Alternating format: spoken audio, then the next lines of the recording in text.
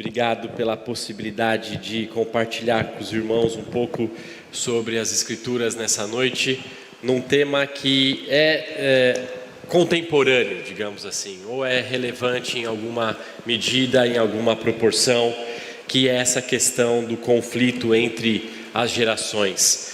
E eu quero ser com os irmãos aqui bastante prático em certo aspecto, ainda que refletindo sobre alguns temas e alguns assuntos que as Escrituras nos colocam.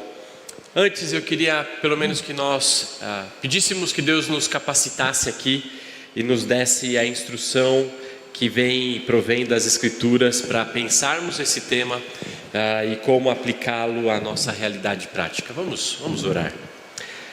Pai, muito obrigado por este dia e pela oportunidade que temos de cultuar ao Senhor e abrir livremente as Escrituras para sermos por ela sondado, por ela transformado. Uma transformação que procede do coração e nos torna semelhantes ao nosso Redentor, o Senhor Jesus Cristo, pelo poder exclusivo do Teu Espírito que em nós habita, para a honra e para a glória Tua, Deus Pai. Obrigado, ó Deus, porque nada do que pensamos é nosso e é fruto de Tua graça e do Teu favor para conosco. Orienta-nos nessa noite, ó Deus. Essa é a minha oração, em nome de Cristo Jesus. Amém. Deixa eu compartilhar um pouco do porquê eu comecei anos atrás a pensar sobre esse conflito de gerações. O primeiro motivo é um motivo absolutamente egoísta. Eu sou o filho. Em determinado momento da minha vida eu comecei a ter as minhas próprias percepções e comecei a pensar alguns elementos da minha própria caminhada com Deus e tentar elaborar aquilo que eu cria, mesmo que o meu pai fosse um pastor. Como articular a minha própria fé dentro de uma família pastoral. Eu lembro de uma situação com 12 anos de idade, onde um acidente acometeu a nossa família e um amigo do meu pai então mandou um e-mail para ele. À época era como se comunicava, né? Ainda se por e-mail, e disse: Jairo, diga ao Davi que ele precisa ter a fé dele e não a fé dos pais dele. Não é a fé dos pais dele que o conduzirá, é a fé dele que o conduzirá. Ele precisa ter a fé dele fortalecida e bastante robusta para saber como conduzir os dias dele. Qual era a minha fé então? Qual era a minha compreensão de fé diante do mundo em que eu vivia e com os amigos que eu tinha e com a realidade que eu tinha, que era bastante diferente da realidade dos meus pais? Os meus pais nasceram na década de 50, eu nasci na década de 80, mundos já distintos. Eu vivi a minha adolescência e de juventude nos 90, início dos 2000, e hoje, ainda pensando no tema de modo egoísta, eu tenho filhos que nasceram em 2018, 2020, 2022, e eu vou ter em algum momento que lidar com a realidade de ter pais bastante mais idosos, eu em meia idade e os meus filhos com seus 10, 12 anos. E como eu vou levar os meus filhos a articularem a fé deles do mesmo modo que os meus pais levaram a mim a articular a minha fé, sem nos colocarmos uns contra os outros, que esse é um dilema sempre muito presente. No momento em que os filhos começam a articular a sua fé, pais tentam manter a sua postura e de repente nessa tentativa de manter uma postura rígida no lar, algum tipo de dilema e conflito acontece. O segundo motivo que me levou a pensar esse tema é o fato de eu ter que lidar na igreja local com conflitos geracionais. Não é incomum chegar na sala de aconselhamento um jovem dizendo: eu tenho problema com os meus pais, ou uma jovem dizendo: eu tenho problema com os meus pais. E o inverso também é verdadeiro. Pais que procuram a mim e digam: Davi, como é que eu lido com os meus filhos? Eles estão crescendo e eu não estou sabendo lidar com o crescimento deles. São dilemas geracionais e que o ministério me fez pensar sobre isso. Um terceiro elemento que me fez pensar sobre essa questão é a própria realidade. O mundo muda, a vida muda. E aquilo que era absolutamente natural há 50 anos, talvez hoje não seja tão natural. E coisas que hoje são naturais, daqui 25 anos ou 30 anos não serão naturais, serão diferentes. Nem tudo o que muda é em si pecaminoso. Tem coisas que são pecaminosas e assustadoras, outras não. E eu deveria saber lidar com estas questões. E ao olhar para a realidade, para isso que muda, eu comecei a perceber que muitos dos dilemas que chegavam a mim, tanto vindo dos pais quanto vindo dos adolescentes e jovens, não eram dilemas que eram de ordem de fé. Não eram dilemas de ordem teológica em sua natureza. Dificilmente alguém chegava na minha sala e dizia: Davi, por favor, me explique um pouco melhor a cristologia, porque eu não estou sabendo lidar com a natureza hipostática na pessoa de Cristo. Como é que eu lido com isso? Ainda que muito relevante, e todo seminarista deve estudar isso com profundidade, não era a pergunta que os pais traziam. A pergunta que o pai trazia muitas vezes era: meu filho chegou aos 22 anos, trabalha em São Paulo, distante de casa, e ele me perguntou se poderia ir morar sozinho e eu não sei o que fazer. E eu dizia: qual o dilema? E o dilema do pai era: meu filho só sai da minha casa quando casar. E você então dizia: mas pai, por que isso? Porque as coisas são assim. Filhos só saem de casa quando casam. Antes disso, filhos não saem de casa. E aí o filho chegava para conversar comigo e dizia: Davi, eu não quero fazer nenhum tipo de aprontação. É que eu gasto 2 horas, 2 horas e meia para ir para o trabalho, e gasto mais 2 horas, 2 horas e meia para voltar do trabalho. Se eu alugar um pequeno apartamento próximo do meu trabalho, eu vou fazer isso em 15 minutos, e na sexta-feira eu volto para casa e passo todo o final de semana com os meus pais. Estou na igreja e não vai mudar nada na minha rotina. Mas como eu convenço o meu pai de que isso é possível? Um dilema de ordem absolutamente prática, mas que trazia conflito dentro de um lar. Eventualmente também dilemas outros que são bastante recorrentes, pais que começam a ter nos seus filhos o desejo de comprar, e o filho cresce, entra numa loja e diz: eu quero comprar, e o pai diz: tá bom, você pode comprar aquilo que eu disser que você pode comprar. Só que aí não é mais o que aquele filho quer comprar, é aquilo que o pai quer que o filho compre. E eu tenho um dilema, porque o pai não deixa que o filho escolha, ou a filha escolha aquilo que deseja. É o desejo do pai e da mãe sendo manifesto na vida daquele filho. Certa vez uma filha me procurou e disse: Davi, eu queria ir no shopping comprar uma calça, porque minha calça rasgou. Perguntei para minha mãe se eu podia. A mãe falou: claro que você pode, eu vou com você. Até aí nenhum problema, eu vou explorar isso daqui a pouco com vocês um pouco mais. Entrei na loja e minha mãe disse: você vai comprar aquela calça. E ela falou: mas por que aquela calça e não aquela calça? Porque eu estou mandando você comprar aquela calça. A filha falou: então eu não quero comprar essa calça. Voltaram as duas para o meu gabinete perguntando: e aí, temos um dilema. Eu falei: qual o dilema? O dilema da calça. Eu falei: não é possível. Não é possível que uma questão como essa tenha sido fruto de conflito. Mas é interessante como os nossos conflitos geracionais, eles se dão em ordem muito pequena. O motivador dos nossos dilemas não são motivadores absolutamente grandes, são motivadores pequenos. Todos os campos do saber buscam entender as gerações e buscam resolver esse dilema dos conflitos. Sociólogos estudam as gerações por períodos. E você vai ter geração que vem do pós-guerra, depois a geração que segue aqueles que nasceram no pós-guerra, e aí baby boomer, e você vai ver geração Z, geração Y, geração não sei o quê. E nós de algum modo gostamos de saber em que geração nós estamos. E talvez alguns de vocês saibam qual é a sua geração. e você ache de fato relevante saber qual é a sua geração. O mercado de trabalho, de certo modo, contrata por isso.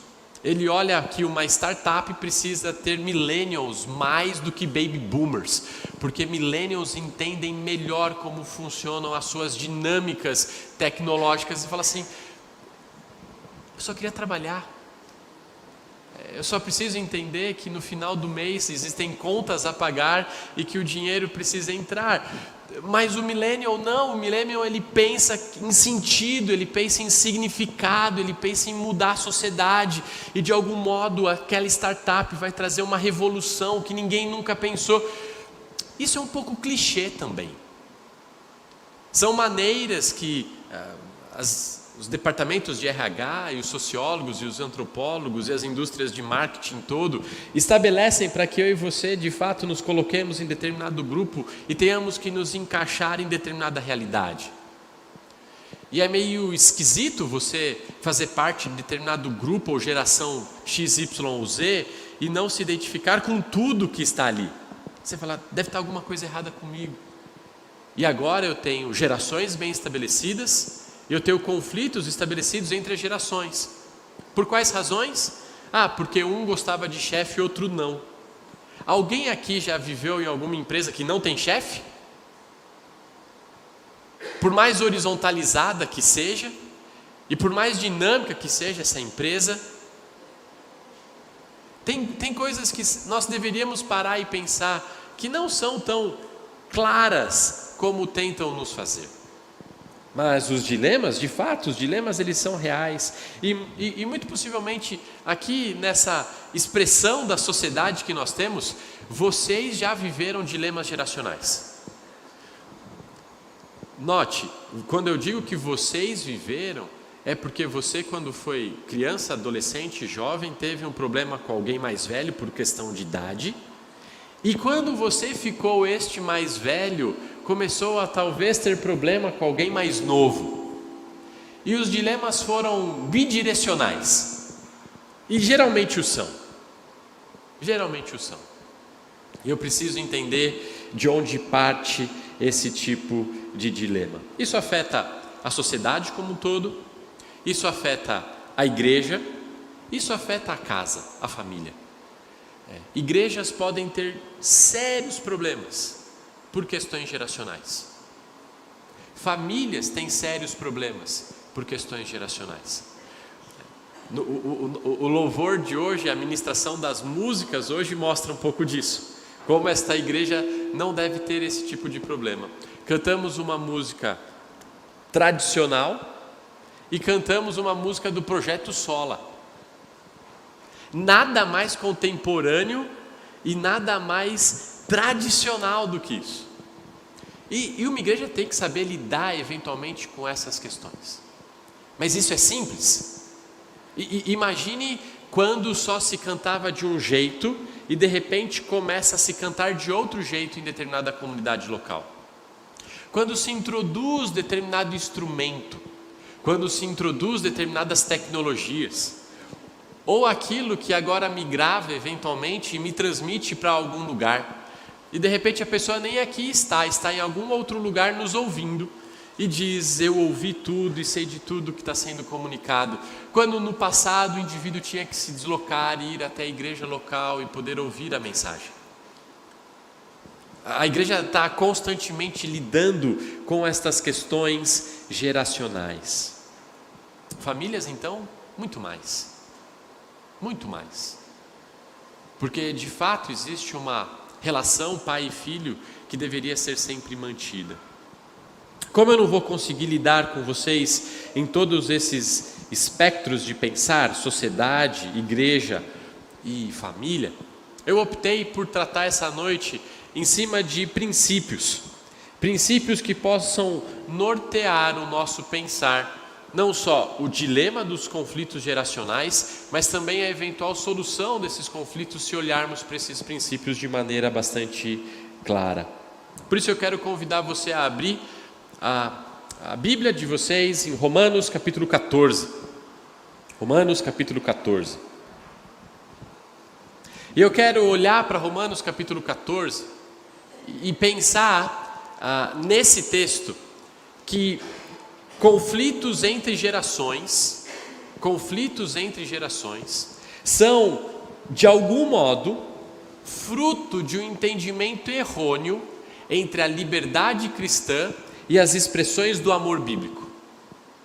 Conflitos geracionais são, em alguma medida, uma corrupção de entendimento do que é a minha liberdade e de como eu devo amar aquele que está comigo. Olha o capítulo 14, versículo 1, eu vou ler essa primeira porção até o verso 12. Acolhei ao que é débil na fé, não porém para discutir opiniões. Um crê que tudo pode comer, mas o débil come legumes. Quem come não despreze o que não come, e o que não come não julgue o que come, porque Deus o acolheu. Quem és tu que julgas o servo alheio? Para o seu próprio Senhor está em pé ou cai, mas estará em pé porque o Senhor é poderoso para o suster. Um faz diferença entre dia e dia, outro julga iguais todos os dias. Cada um tem opinião bem definida em sua própria mente. Quem distingue entre dia e dia, para o Senhor o faz. E quem come para o Senhor, come, porque dá graças a Deus. E quem não come, para o Senhor não come, e dá graças a Deus. Porque nenhum de nós vive para si mesmo, nem morre para si mesmo. Porque se vivemos, para o Senhor vivemos. Se morremos, para o Senhor morremos. Quer pois vivamos ou morramos, somos do Senhor. Foi precisamente por isso, para esse fim, que Cristo morreu e ressurgiu, para ser Senhor tanto de mortos como de vivos. Tu, porém, por que julgas teu irmão? E tu, por que desprezas o teu? Pois todos compareceremos perante o tribunal de Deus, como está escrito: por minha vida, diz o Senhor, diante de mim se dobrará todo o joelho e toda língua dará louvores a Deus. Assim, pois, cada um de nós dará contas de si mesmo a Deus. A vida cristã é marcada por uma vida de justiça, paz e alegria no espírito dentro da comunidade cristã. Essa deveria ser uma máxima que eu e você sempre recordamos. A comunidade cristã, a vida cristã deveria ser marcada por justiça, paz e alegria. Eu deveria olhar para a minha realidade e pensar de que modo eu sou um agente para promover o que é justo, o que é pacífico e o que é alegre, o que produz contentamento dentro da minha comunidade. Mas é interessante que a pergunta que inicia esse capítulo 14 de Romanos é: eu posso comer tudo aquilo que eu desejo? Eu tenho liberdade para satisfazer todos os meus desejos e apetites não pecaminosos? Essa é a pergunta que está pairando a mente do apóstolo Paulo. O livro de Romanos é bastante conhecido por todos nós. E tradicionalmente se divide o livro de Romanos entre uma seção e uma porção teológica e uma seção e uma porção prática. Particularmente a partir do capítulo 12, a seção prática se estabelece. Só que essa seção prática, ela só tem razão de ser por causa do fundamento teológico previamente estabelecido.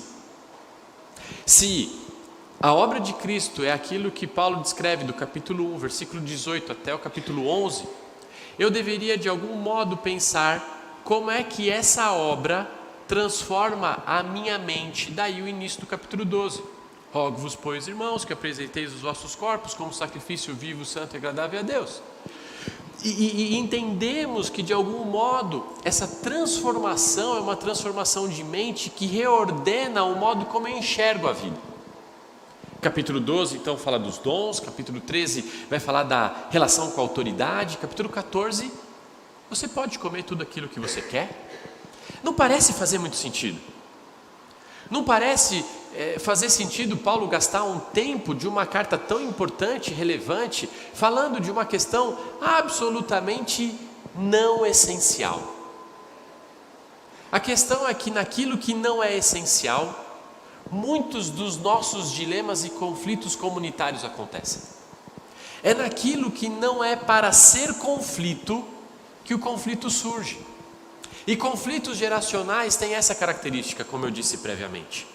Nós brigamos e conflitamos um com o outro naquilo que não é essencial. Acolhei ao que é débil na fé, não porém para discutir opiniões. A pergunta é: quem é o débil na fé? E eu deveria saber definir quem é este que é débil.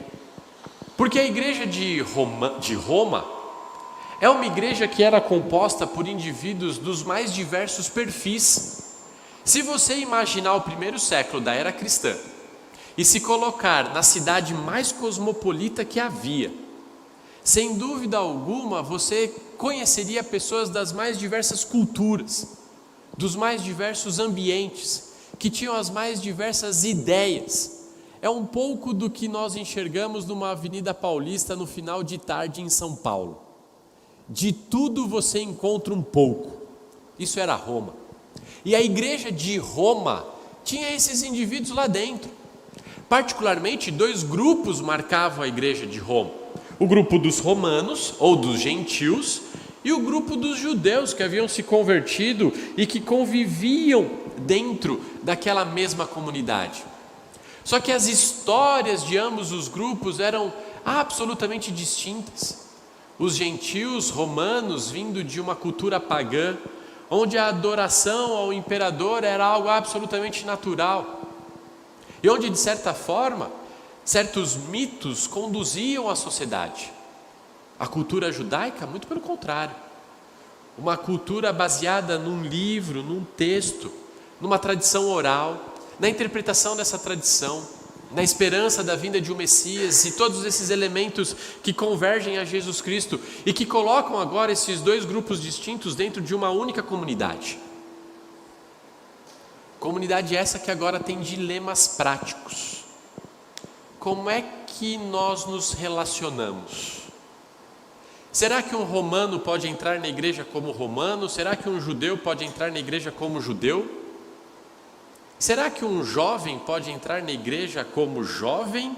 Será que um idoso pode entrar na igreja como idoso? Ou um jovem precisa se tornar um idoso para entrar na igreja? Ou uma igreja precisa se tornar jovem para que jovens entrem? São perguntas daquele momento que não são distintas das perguntas que eu e você hoje também temos. Por isso, a nossa vida cristã, que deveria ser marcada por justiça, paz e alegria, não deveria ser marcada por julgamento.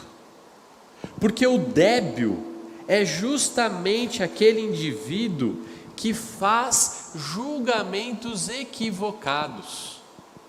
Faz julgamentos a partir de critérios que não são os corretos. Versos 2 e 3. Um crê que tudo pode comer, mas o débil come legumes. Quem é o débil? O que está fazendo julgamento com critério equivocado.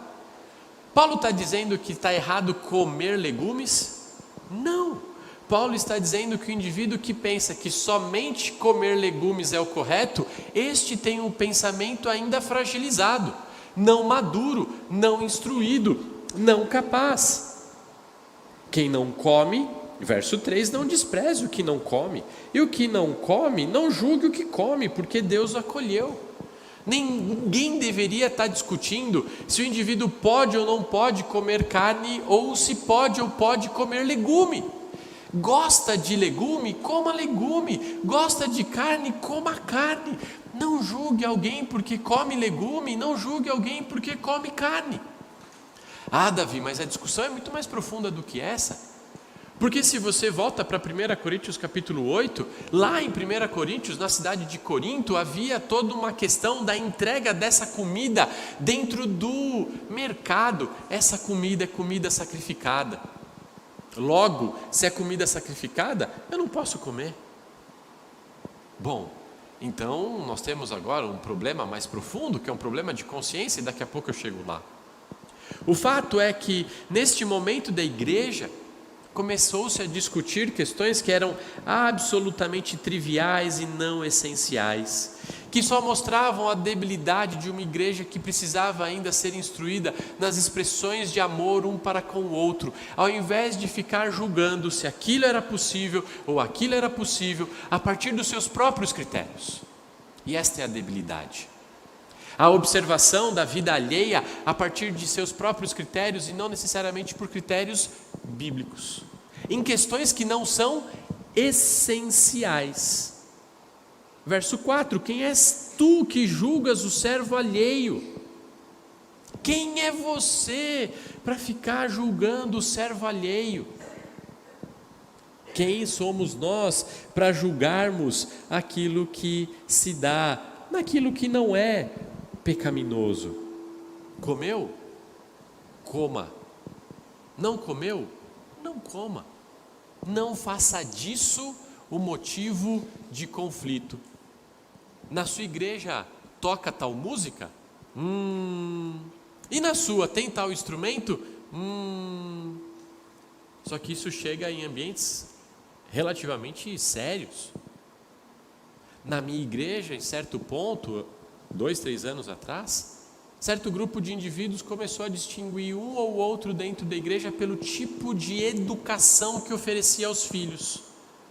Se você oferece tal tipo de educação domiciliar, então isso é o correto. Se você não oferece educação domiciliar, avalie bem, você está deixando de fazer o seu papel de pai. Opa, criamos 2 grupos na igreja. O grupo dos que fazem e o grupo dos que não fazem. O grupo dos que comem, o grupo dos que não comem. E de repente nós temos dilema, conflito. Quanto mais isso geracionalmente falando. Quando um pai ou uma mãe chega para um filho e diz, não pode. A pergunta é, por que não pode? Obviamente, nós concordamos que se o pai diz que não pode, o filho por submissão obedece. Mas por que não?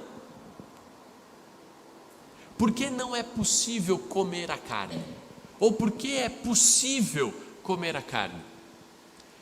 E nós temos certas dificuldades no ambiente doméstico de lidarmos com estas questões que não são pecaminosas, justamente porque nós não sabemos dar as respostas adequadas aos questionamentos quando eles chegam. E aí, por não sabermos dar as respostas, estabelecemos uma regra. E ao estabelecermos uma regra, estabelecemos um conflito. Porque no descumprimento da regra, eu preciso executar algum tipo de juízo. Porque qual o motivo da regra, se juízo nenhum virá? Melhor não pôr a regra. Mas se eu não ponho a regra, então todo mundo faz o que quer. Esse é o dilema. O dilema que está se passando na igreja é que Paulo está tentando olhar para as questões e dizendo, eu não preciso ficar julgando, verso 10, porque o meu irmão come, porque o outro não come, porque todos nós estaremos perante Deus. E ele vai avaliar os motivos que nos fizeram comer e os motivos que nos fizeram não comer. E cada um vai dar conta daquilo que fez. Não sou eu que devo julgar o que o meu irmão faz. Não sou eu que devo julgar o que o outro pensa em determinado elemento da vida. Eu deveria estar pronto antes a instruir a consciência de todos, a dar razão do porquê pode ou do porquê não pode, ainda que isso nos dê mais trabalho. E deixa eu dizer, isso era outra palestra, quando eu trato só de adolescente, só sobre adolescente, nós temos medo de responder aos nossos adolescentes as perguntas deles. Eles fazem a pergunta e a gente fala assim, e agora? Responde. Mas ele é uma criança. Não, ele não é uma criança. Mas ele não é o adulto. Também ele não é o adulto. Mas ele é mais um adulto do que uma criança. Os anseios dele são mais de adultos do que de criança. Os desejos daqui para frente serão todos em direção à vida adulta do que à vida infantil. Mas Davi, parece que eles não crescem. É verdade, culpa nossa. Culpa nossa? Claro! Quem é que não dá a responsabilidade para os adolescentes com o passar do tempo? Os pais. E vão decidindo para os seus filhos e não instruindo os seus filhos. Aí os filhos chegam com seus 22, 23 anos, sem ter tomado nenhuma decisão na vida, sem saber os critérios para tomar as decisões, porque quem tomou todas as decisões para eles até então? Os pais. Ele não sabe por que come. Ele também não sabe por que não come, porque ele não foi instruído para tal. Interessante isso. Há menos de um mês, recebi e li um artigo que foi publicado. Minha esposa é advogada e absolutamente inteirada nesse tipo de questão. Ela disse: Davi, lê isso. Entre 20% e 30% das entrevistas feitas com jovens entre 20 e 25 anos já tem o pai ou a mãe no ambiente de entrevista profissional. Vocês conseguem imaginar isso? Chegou a um ponto em que o filho, a filha, não sabe responder a uma pergunta: o que você pretende na sua nova função? Pais não prepararam os seus filhos. Pais sempre foram dizendo exatamente tudo o que os filhos deveriam fazer. E os filhos foram se acomodando nessa questão. Surgiu a pergunta, o pai não esclarecia a pergunta, o pai determinava a regra. O filho seguia a regra. Nova regra, sem esclarecimento de pergunta. Nova regra, sem esclarecimento de pergunta. De repente eu tenho que lidar com a vida. E aquele adolescente, aquele jovem não sabe, porque não foi instruído. Dilema. Por quê? Por qual motivo ele não foi instruído? Porque muitas vezes nós mesmos não sabemos o que responder. Nós não sabemos como lidar. Ponto 2 da minha reflexão. Se eu não sei responder, alguém sabe. E esse alguém que sabe, muitas vezes, não vai instruir o que você gostaria de instruir para o seu filho. Às vezes é o professor na escola, às vezes é um colega, às vezes é um livro, e hoje, um canal no YouTube, onde ele põe a pergunta que ele quer e surge a resposta. Hoje o YouTube é o ambiente de maior número de busca, chega a superar em alguns momentos o próprio Google, porque você já quer algo pronto, visual, você não quer mais selecionar entre as possíveis respostas, você clica no primeiro vídeo da pergunta que você fez.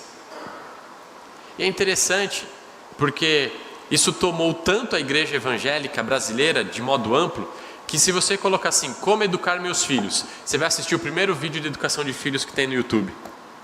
E você não vai procurar quem? Teu pastor, que está do teu lado e te conhece, porque está muito mais fácil lidar lá. Então, se eu não instruo, alguém instrui, e instrui de maneira inadequada. Aí esse indivíduo instruído de maneira inadequada volta para onde? Para casa. E continua com a pergunta, e chega para o pai e para a mãe e diz: pai, mãe, eu acho que é isso. Aí o pai e a mãe falam assim: de onde você tirou essa ideia? Ele fala: eu pesquisei. E aí o conflito se estabelece, porque muitas vezes os pais não quiseram instruir naquilo que era essencial sobre come ou não come, deve ou não deve e por quê. Consciências não instruídas fazem com que de fato julgamentos ocorram entre os irmãos, julgamentos ocorram entre pais e filhos. O meu pai é uma pessoa que, a minha mãe é uma pessoa que, os meus filhos são pessoas débeis. Alguém falhou no processo de instrução. Porque não deveria haver confusão por uma questão não essencial como essa. Senta e conversa, discuta todos os elementos. Mas uma vez que isso não deveria ser motivo, Paulo continua o argumento dele, dizendo: se eu não devo julgar a partir dos meus próprios critérios, eu deveria fazer outra coisa. Verso 13: não nos julguemos mais uns aos outros, pelo contrário, tomai o propósito de não pôr de tropeço ou escândalo a vosso irmão. Eu sei e estou persuadido no Senhor de que nenhuma coisa é de si mesmo impura, salvo para aquele que assim a considera. Para esse é impura. Se por causa de comida o teu irmão se entristece, já não anda segundo o amor fraternal. Por causa da tua comida, não faça perecer aquele a favor de quem Cristo morreu. Não seja, pois, vituperado o vosso bem. Porque o reino de Deus não é comida nem bebida, mas justiça, paz e alegria no Espírito. Aquele que deste modo serve a Cristo é agradável a Deus e aprovado pelos homens.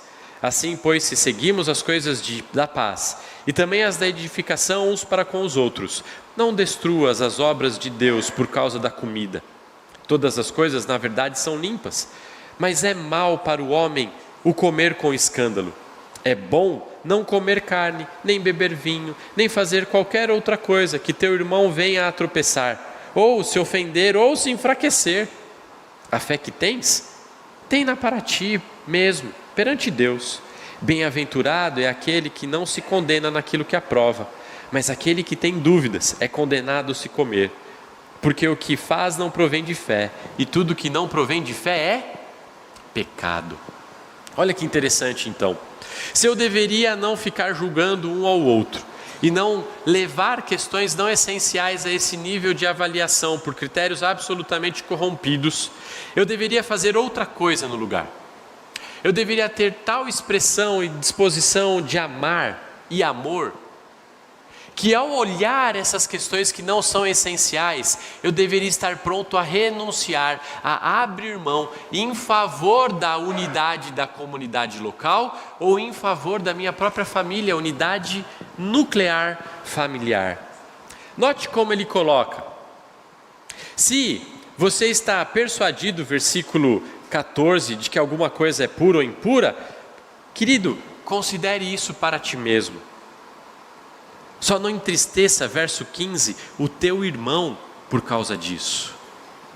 Não faça o teu irmão perecer por causa da tua liberdade. Você julga que pode comer? Coma. Mas se você sabe que tem um irmão que se escandaliza por causa daquele teu ato de comer, não coma. Por que não coma? Por amor. Por amor.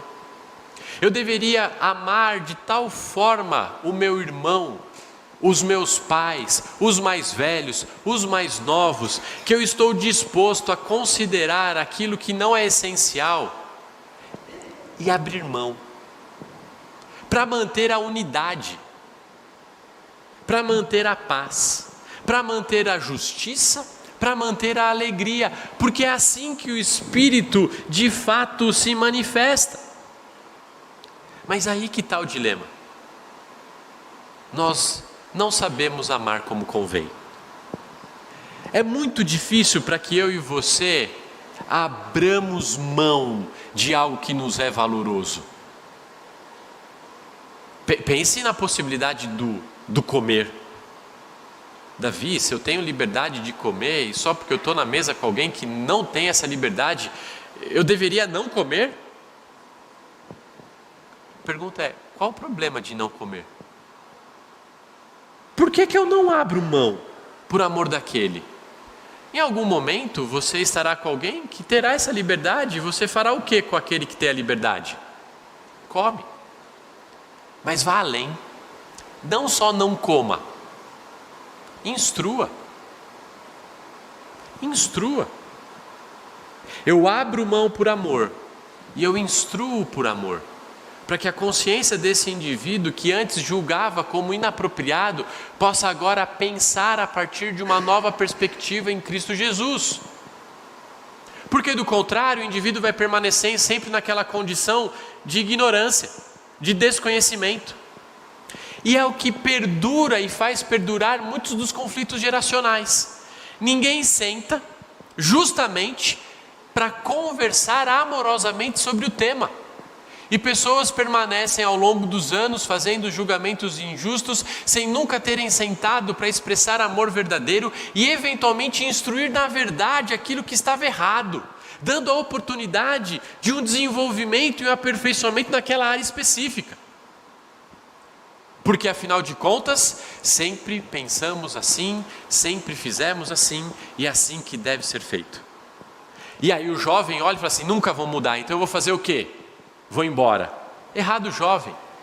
Ame, renuncie, também não é essencial. Os dois lados, se estão dispostos a renunciar e a abrir mão dos seus desejos, estão muito mais próximos a chegar a um ambiente onde há diálogo e conversa verdadeira, baseado no amor fraternal de Cristo Jesus.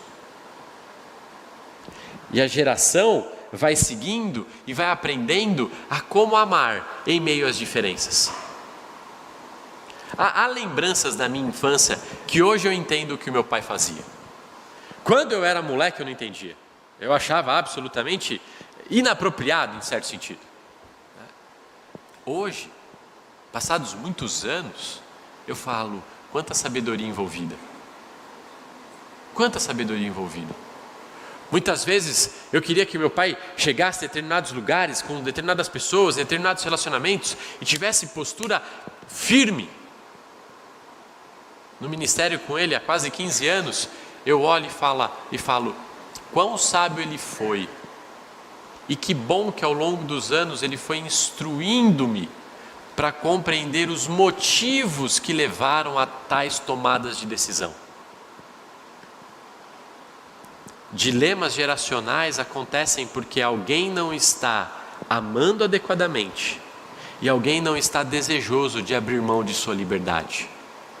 A corrupção no uso da liberdade e o não manifestar de amor bíblico levam a dilemas e levam a continuidade desse dilema ao longo das gerações. Pensa na sua vida.